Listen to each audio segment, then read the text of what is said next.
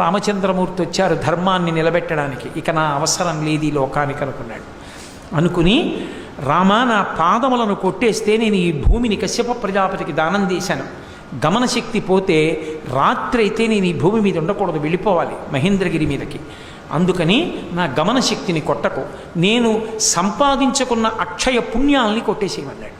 అంటే విష్ణు శాపంలోంచి బాణం విడిచిపెడితే పరశురాముడు తపస్సు చేసి సంపాదించుకున్న అనంతమైన పుణ్యాలన్నీ కూడా కాలిపోయాయి. కాలిపోతే తేజస్సు అంతా క్షీణించిపోయి బరువుగా అడుగులు వేస్తూ మహేంద్ర పర్వతం మీదకి వెళ్ళిపోయాడు విష్ణు శాపాన్ని వదిలిపెట్టేసి. వెళ్ళిపోతే పితృదేవతలందరూ కనపడ్డారు.